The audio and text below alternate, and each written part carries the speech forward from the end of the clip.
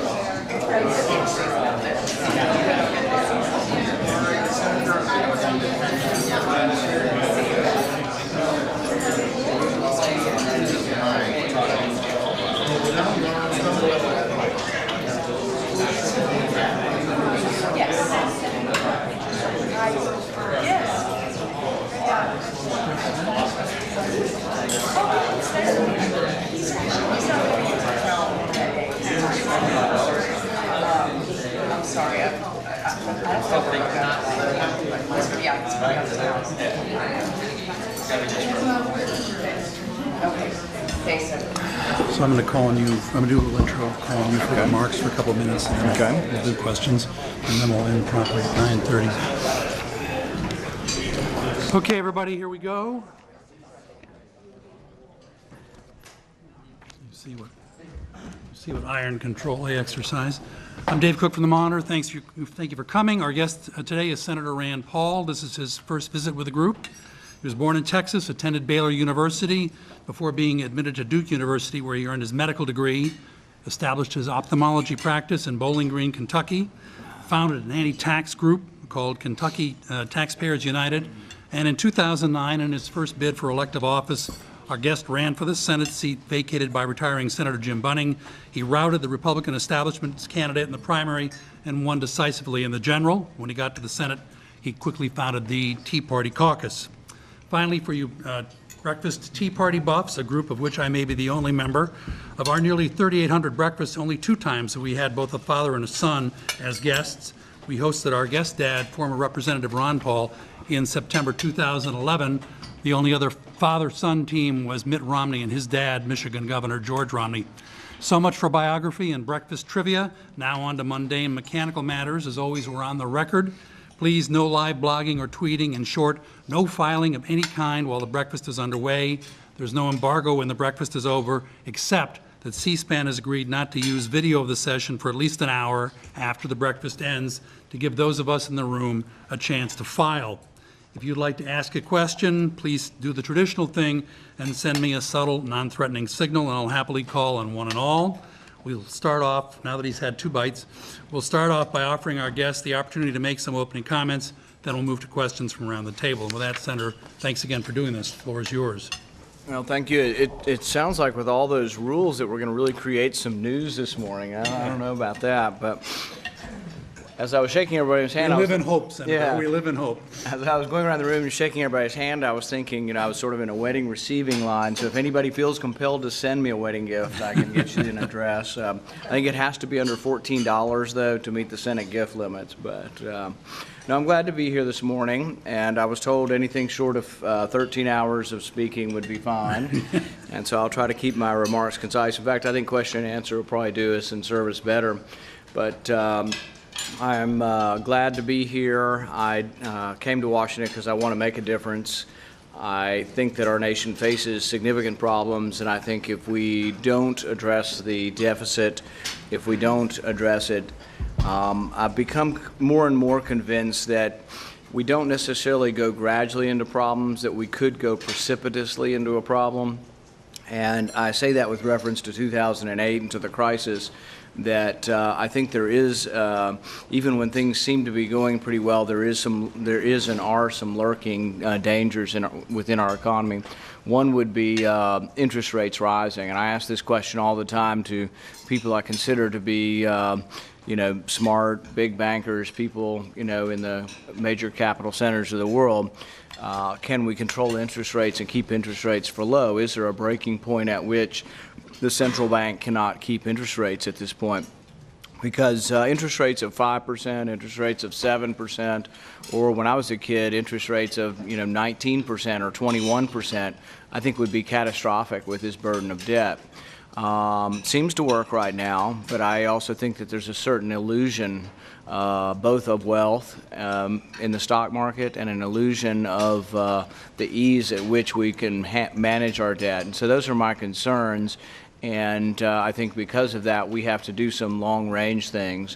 I've proposed several things since I've come. I've proposed fixing the Social Security problem. We're $6.5 trillion short. To me, it's an actuarial problem. You simply raise the age gradually a couple months a year, raise it to 70, and you fix 2/3 of the Social Security deficit. You can fix the remaining third by means testing the benefits.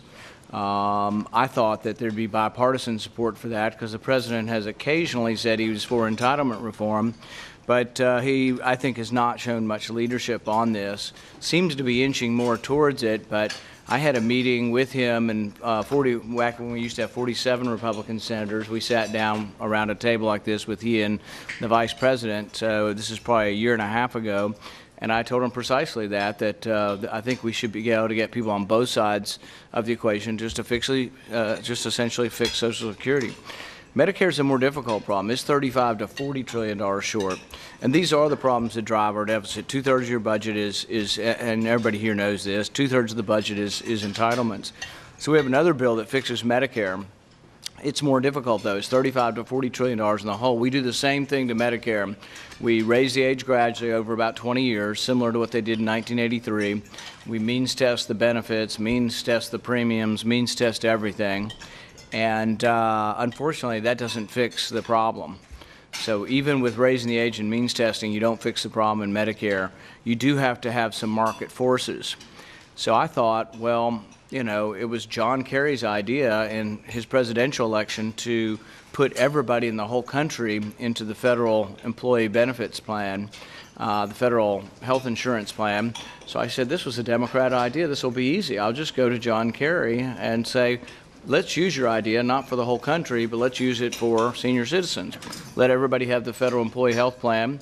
I think the public would like it if they were told they're getting the same health plan that their congressman gets. I think it should be eminently sellable. And it's similar to what Paul Ryan talks about, but he doesn't actually do it. So in our program, we actually do it. We just give everybody the federal employee health plan. Everybody on Medicare gets the federal employee health plan.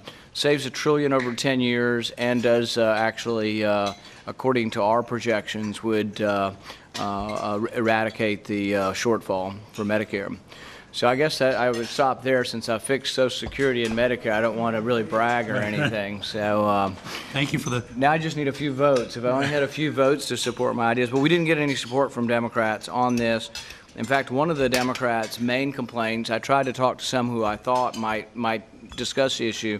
Their main complaint was that Obamacare got rid of, for congressmen, we're no longer part of the federal employee health plan, and then there's a question whether or not it has to go into some kind of exchange like Obamacare. So they said we couldn't do it because we're getting rid of the one part of government that actually kind of works, which is the federal employee health plan. So, but anyway, I'll stop there and I'll be happy to answer questions. This is a larger than usual turnout, and one reason obviously is that you're seen as a potential presidential contender for 2016. What's the current state of your thinking on that possibility? I want to be part of the national debate, so whether I run or not, being considered is something that allows me to have, I think, a larger microphone. We will continue to travel to the early primary states. I'll be in Iowa. I'll be in New Hampshire this spring. I think I'll also be in South Carolina in the summertime. So we're considering it. We won't make a decision before 2014. The last one from me, and then we'll go to Stephanie Stephanie K., I won't attempt the last name because I'll just be embarrassed. Sam Youngman, and I think Mark Shields is waving his hand at me. If not, Mark, you'll get a question. So, Just one, though. just one. In your view, do the bombings in Boston have any policy implications either on gun control or immigration? You know, I think it's largely a mistake to talk about issues in the wake of crisis and in the wake of tragedy. You know, the one thing that's disappointed me about, I think gun control is a legitimate issue for our country to debate and decide where and how we can fix the problems of violence. But I really hate to see it. I'm a parent, and I have 3 boys, and I hate to see it in using people, I think, as props and politicizing people's tragedy. I mean, when I see the father and the mothers and them testifying, and I know they're coming voluntarily, and they want to come and be part of this debate, but it still saddens me just to see them. And I think that in some cases the president has used them as props, and that disappoints me. And the way I'd look at it, I do look at it a little bit in the sense of the tragedy. How could we have prevented the tragedy? And that's really why I come down on the side of not being for any of the proposals, because none of the proposals really would address the tragedy. Stephanie K. from the Financial Times. Senator, what's your position on Guantanamo Bay, on the prison in Guantanamo?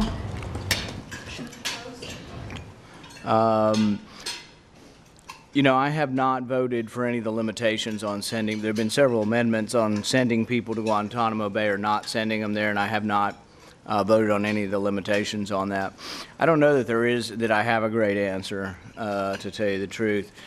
There is a part of me that really does believe that you even captured internationally, you ought to be accused of a crime, you know, and that people held indefinitely.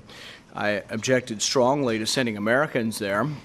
And it surprises me that there are members of the U.S. Senate that would send Americans to Guantanamo Bay without charge, without trial, indefinitely. It disappoints me that the president, who, when he was a senator, appeared to be a little more of a civil libertarian, has said, well, I'm going to sign indefinite detention, but he said the same thing on drones. I don't intend to use them. Well, to me, that's sort of not strong enough language. He should have vetoed and never signed the NDAA, because we should not have on the books the power for any president to indefinitely detain Americans, send them to Guantanamo Bay without a trial or an accusation. So for Americans, I have really strong feelings. For others, it is difficult knowing what to do. And I think there's sort of a spectrum. I think Americans, anybody accused of a crime in America gets due process without question, without exception, and I think it's an absolute. If you're overseas and you're captured in a battlefield and you're shooting at us, I think you get no due process, probably zero due process if you're firing a weapon at us or you're involved in a battle. Then there's sort of a murky in between of those who we think are committing maybe battle during the daytime and now are sleeping in their house at night. And so they're, you know, what do you do when you capture those people? Where do you take them? If you bring them to the U.S., do you then have to have due process? There are a lot of questions, and I don't think there are easy questions on this, but I haven't come down on the position of closing Guantanamo Bay. Sam? Senator, I'd like to go back to the Commonwealth if I could. After your primary, most of the calls I was getting oppo against you, telling me how terrible you were from Republicans in Kentucky who were loyal to Trey, loyal to Senator McConnell. There was a rift between you and the senator that you could run the derby through. I guess my question is, how much are you willing? How hard are you going to work for him to get reelected? I've endorsed him. I've raised money for him. And, you know, I will work to try to see him reelected. I think he's good for Kentucky. Let me just follow up. How do you view him? Is he a mentor? Is he somebody you're learning from? Or is he somebody you're not quite on the same page with? You know, Thoreau is a mentor. You know, I think when we call people a mentor, I think that overstates. I mean, we're colleagues, and I do respect him, and he's been here a long time. He has a lot of knowledge of the Senate, and we work together on a lot of things. We were just down in Kentucky working on freedom to fish, keeping the federal government out of our fishing rights next to the dam. So, you know, we interact on a lot of things. And really, to tell you the truth, I think what I would say about Senator McConnell is that I don't think he ever personally disliked me. You know, people work against each other in campaigns, and particularly people who've been involved in politics for a long time, I think don't take it very personally. And so the one thing he did, which was a very, I think, significant thing for me and for the party, was he called us all up 3 months before the primary and said, I want you to sign a promise to come to a unity rally 3 days after the election. And it was a stroke of genius to do that, because then we didn't bicker. There wasn't sort of the establishment against the upstart. Everybody showed up. All the Republican congressmen, my opponent showed up, both of my opponents showed up, and it was a good thing. But it was a smart thing on his point. Did he think Trey was going to win at that point? No, I think he actually didn't know at that point. The polls had really shifted. This was a month or two before, and we were actually doing pretty well in the polls at that point. No, and some might have thought maybe I wouldn't sign that pledge, but I did, and you know, I wanted there to be no question I was supporting the Republican nominee, and that's, you know, sort of been my approach with the presidential politics and everything. You know, I said I was going to support the nominee, you know, once my dad acknowledged that the nomination was over. Mark? Senator, I want to salute you for being the first person in memory to bracket McConnell and Thoreau in the same sentence. It's a concept that some of us have to get our hands around right now. I wanted to ask you, in your own lifetime, what president of the other party do you most admire and why? Probably Grover Cleveland. He stood. Oh, that's not your eye. Okay, yeah. Well, he's quick. We've got quick. lots of rules He's here, quick. you know. So I have to answer his question. I can't answer the question I want to answer. Well, No, I was told that I could that answer rule the probably question. still applies. Oh, in my lifetime, a Democrat. You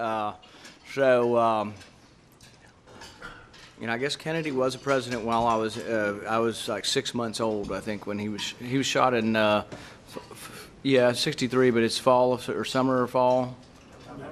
November, yes. I'm 6 months old, so it would be from Kennedy on forward.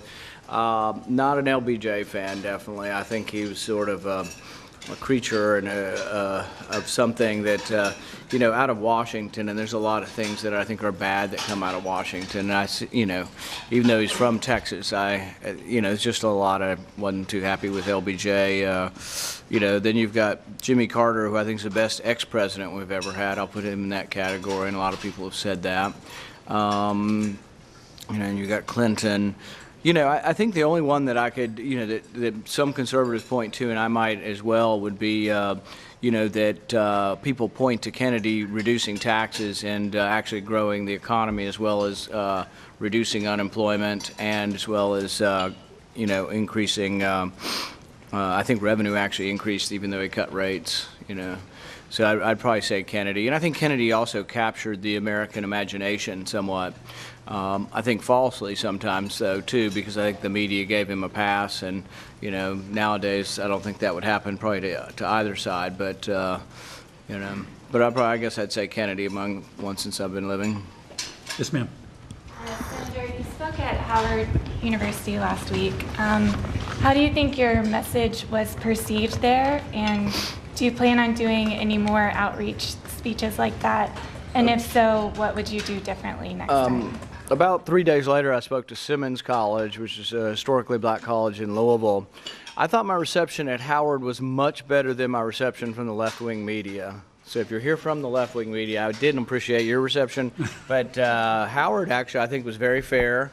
I'd never met Kurt Schmoke before, but I've always been a fan of Kurt Schmoke's. I told him that I could remember back in probably when he was mayor, Reason magazine writing about him and about him trying to decriminalize and lessen some of the penalties for nonviolent crime, which I've always been a supporter of. And so I enjoyed meeting Kurt Schmoke. And, you know, we have a bill on mandatory minimums that I'm working with Leahy. We actually may try to see if he'll come back and testify if he likes the bill. So, no, I think the reception was good. I think people, I'll give you an example of how sometimes reporting's not accurate. One young man stood up and said, I worked for a pro-Obama super PAC registering voters. Somebody in the media described him as someone who was just from a generic voter registration group. He said he worked for the president. So, I mean, that's a difficult vote for me to get. It's a difficult person even to get, entree into them considering Republicans. So it wasn't an easy audience, but I thought it was a beginning of a conversation. The other thing I would say is that, and things that annoy me is that people want to just, I was completely blasted by some of the left wing for being out of touch and knowing nothing about the Southern strategy, and that's why African Americans became Democrats, which is flat out wrong. Look at the facts. In a huge way, and the statistics aren't great in the 20s, but some say Hoover may have gotten 2/3 of the African American vote, and some say by most of the statistics in 32 say Roosevelt got 2/3 of the vote. It changed in a huge way in 1932. South side of Chicago was Republican, had a Republican congressman. He was elected 26, 28, 30, and 32. He loses in 34 in the south side of Chicago, becomes Democrat in 1934. So for people to tell me, the reason Republicans are hated by African American community is because of the Southern strategy, it may have cemented the change, but the change did happen during the Great Depression. And I think it's wrong of us. And the change happened, and I said this in my speech, and most people ignored it, the change happened among whites and blacks. A lot of people switched their registration in the 1930s. Roosevelt won overwhelming victories, but the one thing he did is the African American vote changed in 1932. It increased in 1936 when Truman endorses civil rights in 1948. The Dixiecrats break off, but the vote becomes overwhelmingly African-American vote for Truman. He also integrated the armed services. So you get to the 1964 Civil Rights Act, and you got 90% of the people, African-Americans, voting for LBJ. The Southern strategy, by most reports, is after that, not before that. So it's solidified, but it didn't cause the change. And people who write that are just factually wrong. But they do it simply, I think, for partisan purposes, because how a Republican's not allowed to go and be part of that debate and talk about it. And it really did have to do with the Great Depression. It had to do, I think, with, and everybody can have an opinion. It had to do with a lot of things, but I think it had to do with the lack of economic emancipation among African Americans. They wanted more, and they didn't feel like they were getting it from Republicans. And in terms of doing it again and doing more, just to follow Yes. Murphy? I plan on doing it, yes, again and more. And I've done one already since then at Simmons College. And, we'll continue to do that. And I think, but it's anybody who thinks it's going to be easy and that all of a sudden we're going to switch. Although I would say the one thing that's encouraging from history is the amazing switch from 28 to 32. If you could get a Republican that could switch the vote like 28 to 32, all of a sudden things would be topsy-turvy. But I would say if you change Ohio from 5% African Americans voting Republican to 10%, all of a sudden Ohio comes into play. We're going to go next to Carl Lubsdorff, Michael Warren, John Ward, Jim Avila, Robert Schlesinger, David Grant, Jerry Zrimsky. Mr. Lubsdorff. Senator, I'd like to go back to gun control. When someone raised the subject, your first answer was to talk about children being used as props, which is frankly sort of a red herring, because that's really not what the issue is. Do you think there's a problem that needs to be dealt with, or do you think there's no problem? If it's a red herring, then you're saying the president bringing all those families here is a red herring? Why don't you answer the question directly about what you think should be done in the area, if something should be done, No, but rather if than you're the saying it's a red herring theatrics? for me to bring up my kids, is it a red herring for the president to bring up the children who were shot? But that's not the issue in gun control. Well, I think it is, because the thing is that I'm someone who's presenting a face to the public, and the face I want to present is that I do care about those kids, and that I understand the grief that they're going through, and that I do care about it. So I think, politics isn't about only about the facts. It is about whether you're seen as being empathetic, and I do want people to know that I do care about those families and I understand their grief. But do you think there's anything the federal government ought to do that would create more safety by restricting access or by registering guns so that criminals and terrorists and various people can't have access to them so easily? The current background checks that we have found 15,000 people to be felons and that were kicked out of the system. We prosecuted 44 of them. So I am supporting Senator Cruz's legislation to shift money around and increase the prosecution of those who are felons. I think it's simplistic to say, we stopped 15,000 felons from getting guns. Well, maybe they went to another dealer that wasn't as precise, or maybe they bought them illegally. If you didn't prosecute them, you didn't stop them from getting guns. You stopped them at that place from getting a gun. So I think if what we ought to do is make sure that the background checks that we have are working, and I do favor that. And the bill may do a few other things. But I do think that ultimately, this is the way I look at it, and this is just my opinion, but I think it's shared by a lot of Americans. The shootings at Sandy Hook, that young man who committed these atrocious murders, he was not deterred by the death penalty. He was not deterred by life imprisonment. He was not deterred by being killed, because in the event, at the end, he killed himself. Most of these killers are exactly the same. They usually die in the end. They don't seem to be afraid to die.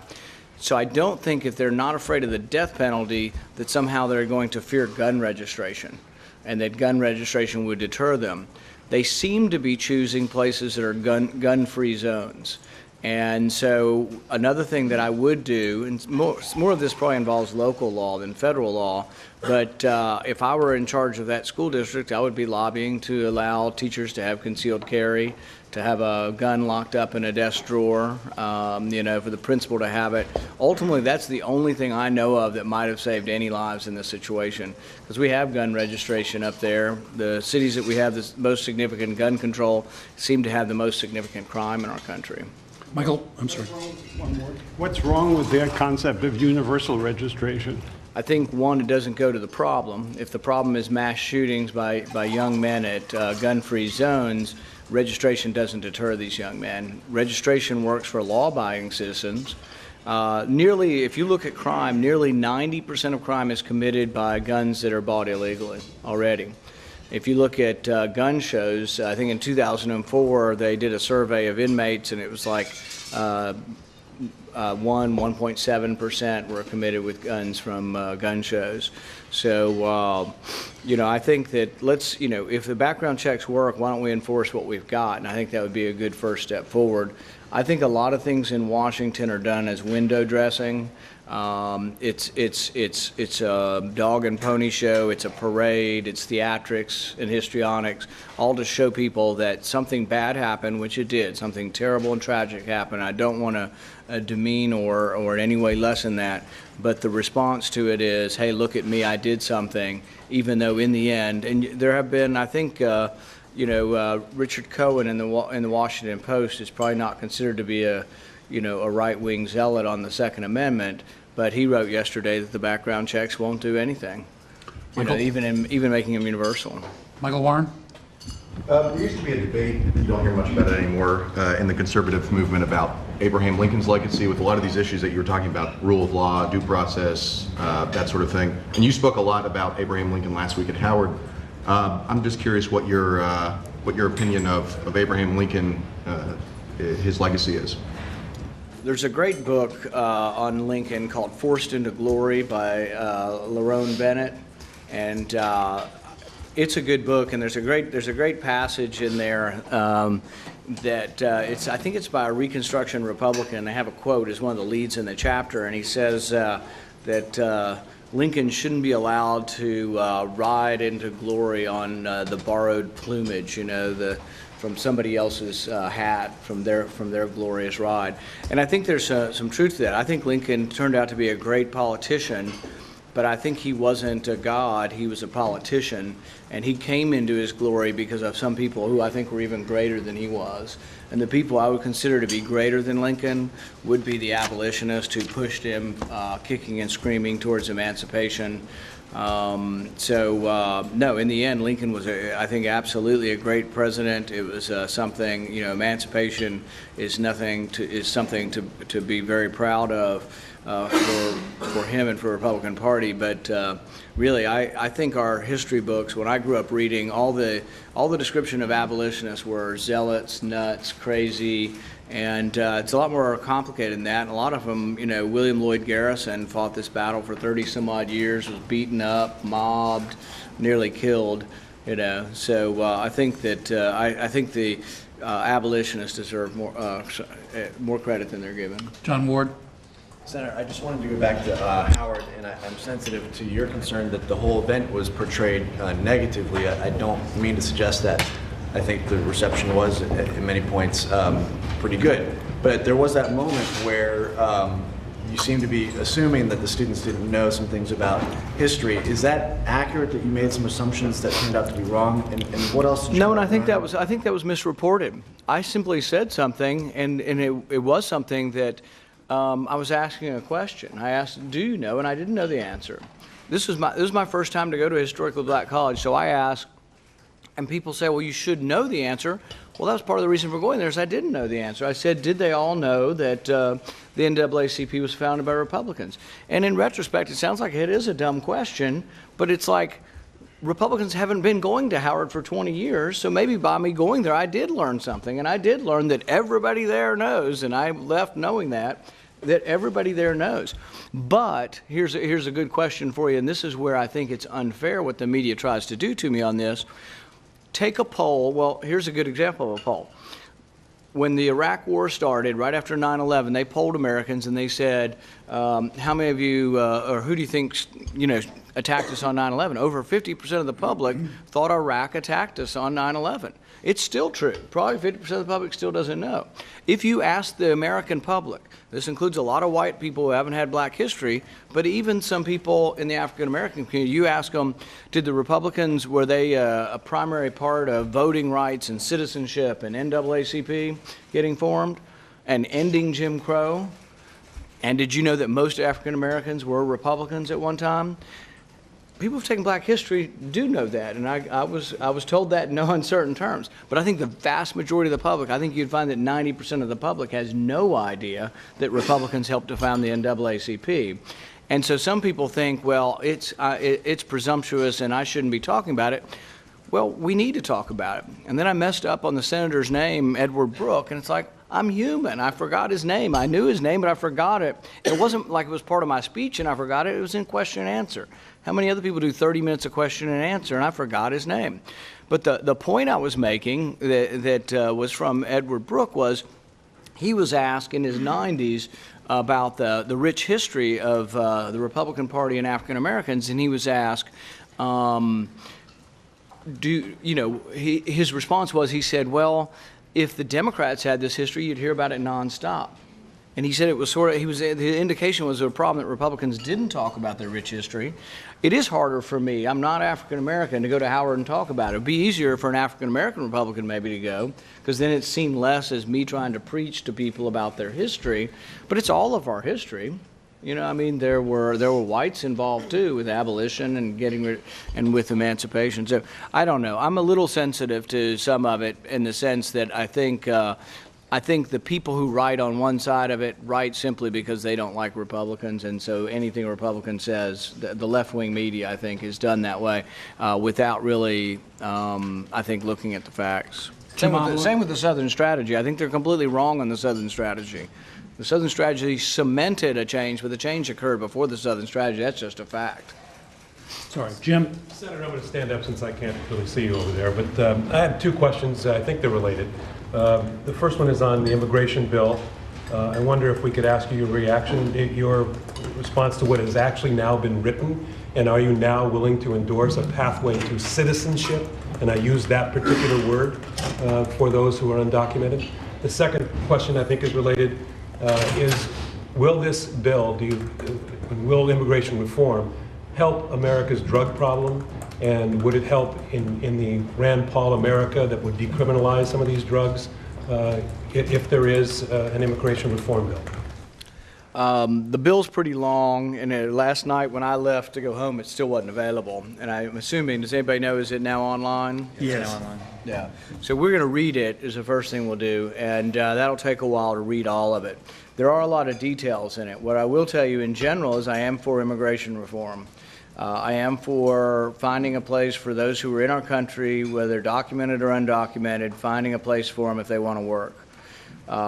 It's not that I'm going to be for anything with no rules, though. Conservatives have always said they wanted secure borders. They always complained about the 1986 bill and said they promised us security and we never got the secure borders.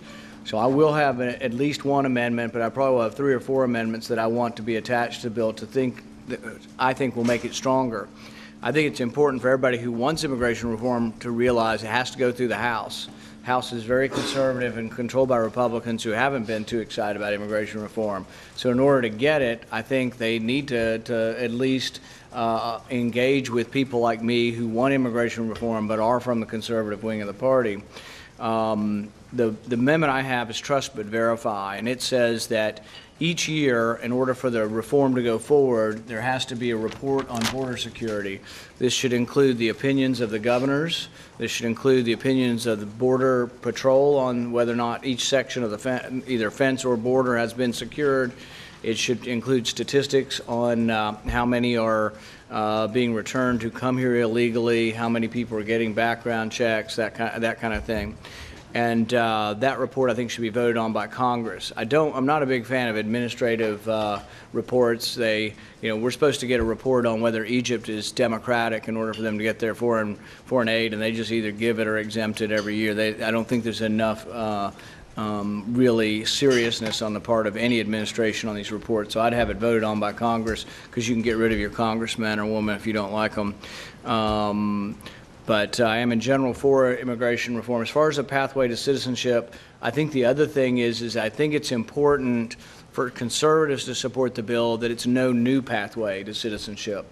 My opinion all along has been that if you're here and you're undocumented and we give you a work visa, that we allow you then to get in the same line that someone gets in if they're in Mexico City. So if you're in Mexico City right now and you want to become an American citizen, there is a line. If you're an undocumented alien here in this country and we give you a work visa, I'd say you get in the same line. My understanding, the bill is going to create a new line, but give a certain amount of years that to try to make it where you don't get in front of somebody in the other line. Some of this is a rhetorical point, but it's also important to a lot of people who don't want a new pathway. So I think if it were the same pathway as someone in Mexico City, we have a better chance of passing immigration reform. And so that's something we'll look at. We also think that when you go to vote through Motor Voter, you're supposed to show up with your driver's license. I think that when you show up with your driver's license, no matter who you are, you should be run through the work visa database to make sure you're not here on a work visa, because there's going to be millions of people here on work visas now, and they shouldn't be immediately eligible to vote just because they have a driver's license. Same with welfare. I think all of these have an exclusion for welfare, but if you're not allowed to ask or check whether you're here legally or not, there could well be people signing up for welfare. So with all the rules, yes, I'm in favor of it. We'll see how many of any of these things I can get attached to it, but I think some of these things will be popular in the House, and if we want to move forward, I think that hopefully they'll address some of these things. Mr. Schlesinger. Criticism of the Howard speech was that you, in your characterization of the history of the two parties and their roles in the civil rights movement, you sort of glossed over the past 50 years, post 1965. How would you characterize the two parties' roles in civil rights in that time period? Well, if you go up to 1964 and you look at it, like for example, I think there were two civil rights bills in the 50s that didn't pass, and I think Kennedy votes against both of them, and a majority of Republican senators vote for both of them. Same happens in 64. Still, a vast majority of Republicans vote for the Civil Rights Act in 64. The Southern strategy I didn't mention, but I didn't really kind of go there to sort of mention the things that don't make us look so good in the Republican Party. So that was one reason for not bringing up the Southern strategy. And the comments by Kevin Phillips were unsavory and not something that will help us ever, and probably did hurt us in solidifying the African American vote, frankly. But I guess my point is just they didn't cause it. And you can follow up with that. Was there something else you were asking? How do you characterize the history post-65? Well, I think some of it's fair and some of it's unfair. I mean, people have told me they think that, the Willie Brown ad was racist. People say that Reagan talking about welfare queens was racist. There may be some argument to some of those things. What's that? Yeah, what did I say? Yeah, see, I do make mistakes. But anyway, so that's what I meant. But I think that I think there is some basis in arguments that of some of the tactics through the years, and so I think And the other thing is, whether it's fair or not fair, there is a perception out there, the Republican Party, and I think this is what it is in general. There's a perception that Republicans don't like people of color. They don't like black people, brown people, or people of different color skin. It's not true, but that's the perception that we have to overcome. And the only way we overcome that, I think, is by showing up and saying over and over again that it is not true. And I wanted part of that to be talking about our rich history in civil rights. I think that's an uphill battle too, because I got a lot of grief for even for the audacity of mentioning it. But I think I don't know. I think it's a rich history. I'll keep trying. I'm sort of, I don't give up easily, so I'll keep trying. We've got about 15 minutes left. We're going to go to the back tables now. David Grant and then Jerry Zaremski. David? Senator, you said you're skeptical of sort of administration reports and them sort of grading their own homework, so to speak. But of course, the bill that the Senate Gang of Eight has put forward, that's how that's how people get legalized, is the Department of Homeland Security has to submit 2 reports within 6 months. So it sounds that you're somewhat skeptical of that. I would just ask you if you're interested, on a separate point, of reaching out to Hispanic communities, of doing some of the things that you're doing in the African American community with Hispanics as well. Yes, I've been to speak to the Hispanic Chamber of Commerce not too long ago, and that was a beginning of what I will consider to be trying to go and talk to. When I first ran, people said, that's Mrs. Smith over there. You need to ask Mrs. Smith for a vote. And I thought it was kind of corny. I'm a physician. I thought you just told people what you represented and they went home and made their decision. But they're like, oh, no, you got to ask Mrs. Smith for her vote. And I think symbolically that's true with Republicans and different ethnic groups where we do not seem to be doing well, is we need to show up and ask for their vote. And that sounds corny. And, I showed up at Howard. Did I get anybody to change their mind? I don't know. But I showed up at Simmons 2 days later, and one gentleman came up and said he wants to start Facebook for Rand Paul, African Americans for Rand Paul. So maybe that was only one person out of 50, but it's still a step forward. And but I think that we try on the reports. I think overall border security is more important. You talked about whether the executive branch makes some determinations on who gets the visas. There will be administrative stuff that has to be part of the executive branch. So I'm not completely opposed to that. I'm just saying border security has been what conservatives have complained about. It's what they're fearful of. I think it limits. There's some conservatives who will never vote for any immigration reform.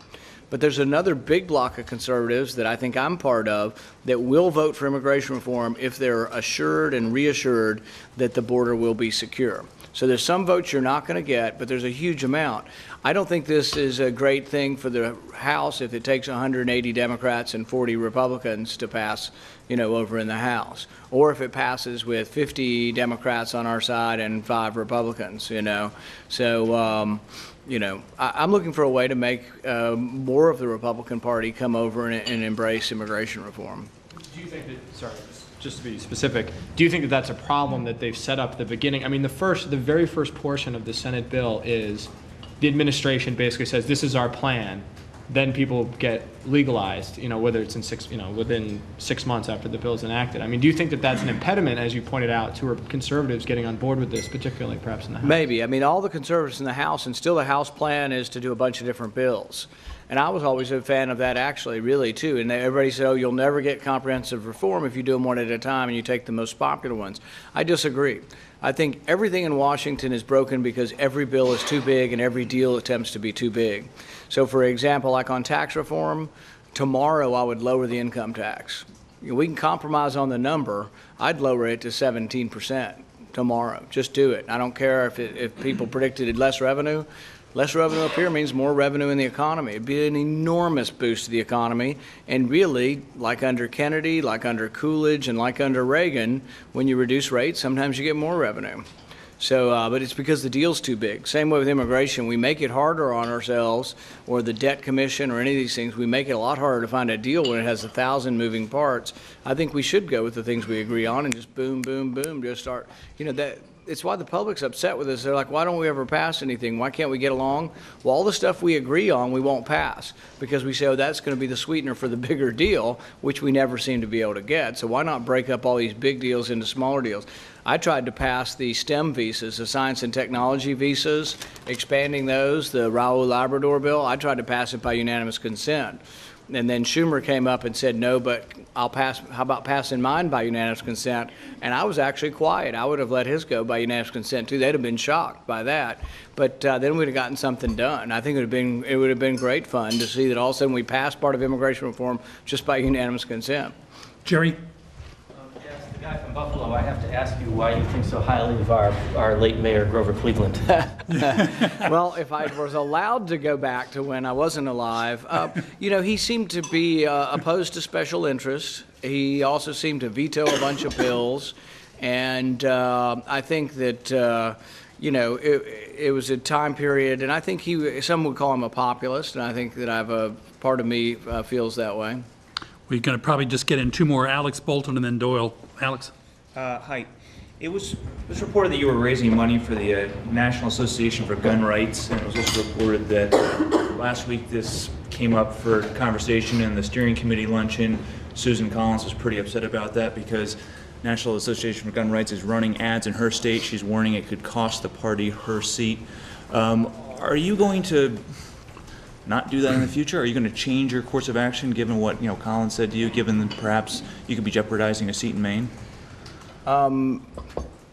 When you say raising money I have signed fundraising letters for them. I don't have a connection with a group. It's illegal for me to have a direct connection with a group or to talk about what ads they run or not.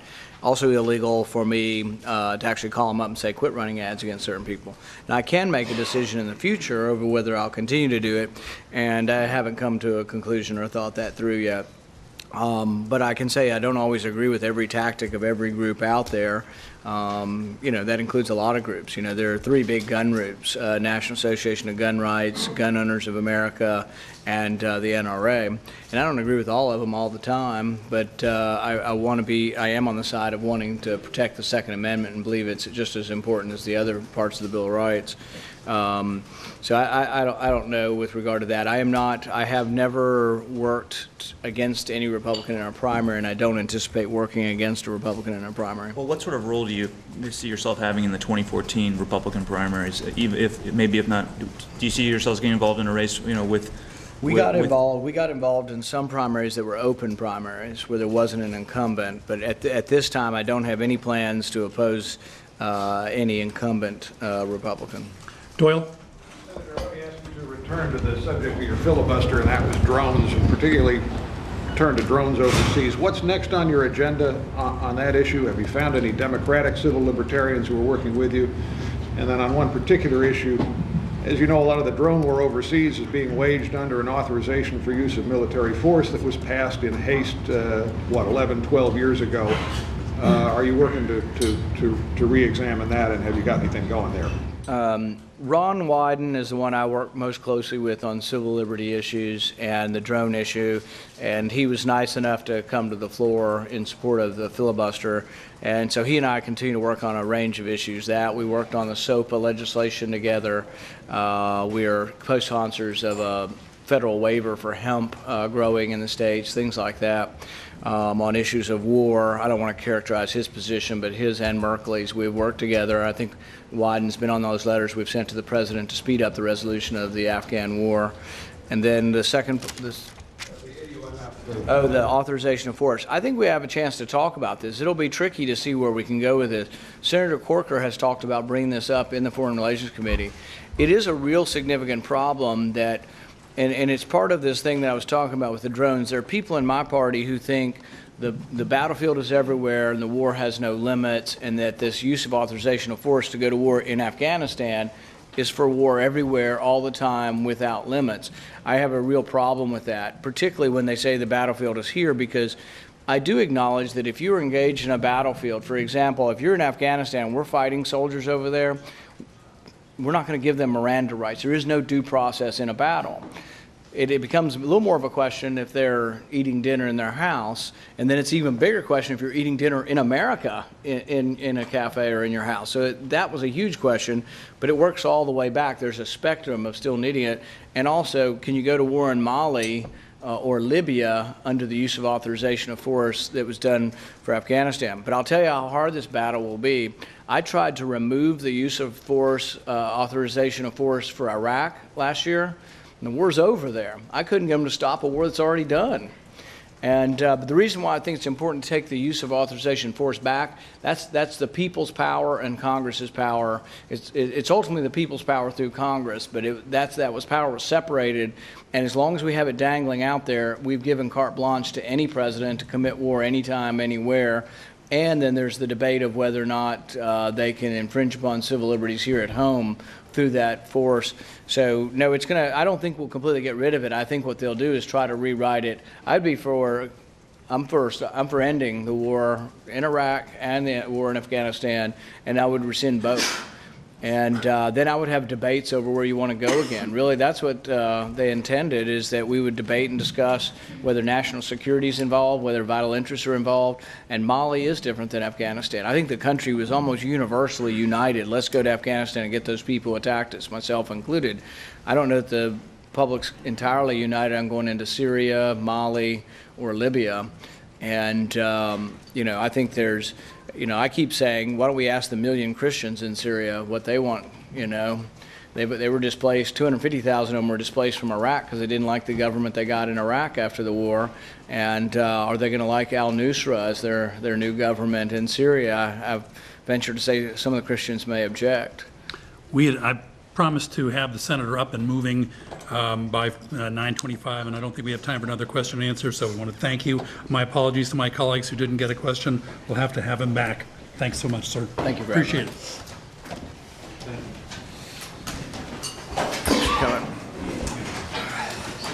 And it's all well with your dad.